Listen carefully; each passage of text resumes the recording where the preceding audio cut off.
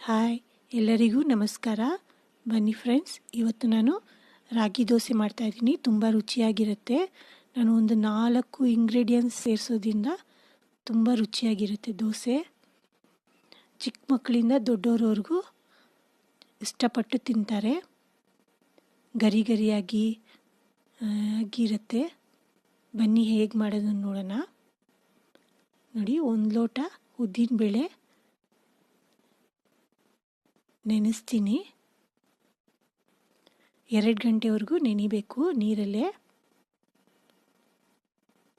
ಚೆನ್ನಾಗಿ 3 ಸತಿ ತೊಳೆದು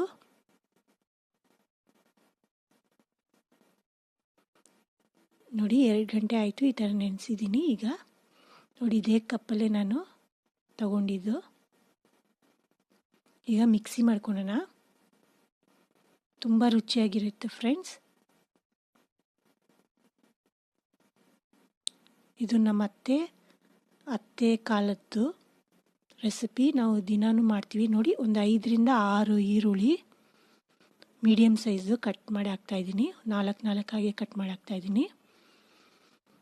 2 ಟೀ ಸ್ಪೂನು ಜೀರಿಗೆ, ಸ್ವಲ್ಪ 1 ಸ್ಪೂನು ಕರಿಮೆಣಸು, 1 ಹಿಡಿಯಷ್ಟು ಕರಿಬೇವು, ಇದೆಲ್ಲ ಹಾಕಿ ಮಿಕ್ಸಿ ಮಾಡ್ಕೊಂಬರ್ಬೇಕು ಫ್ರೆಂಡ್ಸ್. ನೋಡಿ, ಈ ಥರ ಆಗಿದೆ.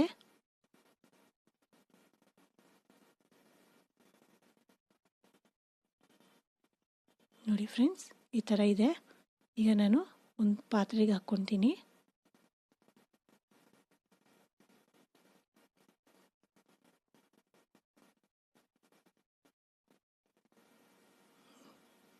ನೋಡಿ, 1 ಬಟ್ಲು ರಾಗಿ ಹಿಟ್ಟು ಇದನ್ನು ಸೇರಿಸ್ತಾ ಇದ್ದೀನಿ ಇದರಲ್ಲೇ.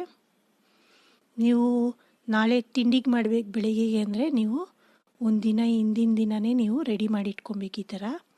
ನೋಡಿ, ಉಪ್ಪು ರುಚಿಗೆ ತಕ್ಕಷ್ಟು.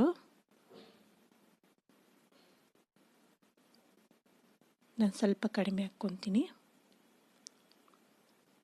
ಸ್ವಲ್ಪ ನೀರು ಹಾಕಿ ನಾವು ಮಿಕ್ಸ್ ಮಾಡ್ಕೊಬೇಕು. ಗಂಟು ಇರಬಾರ್ದು, ಆ ಥರ ಮಿಕ್ಸ್ ಮಾಡಿ.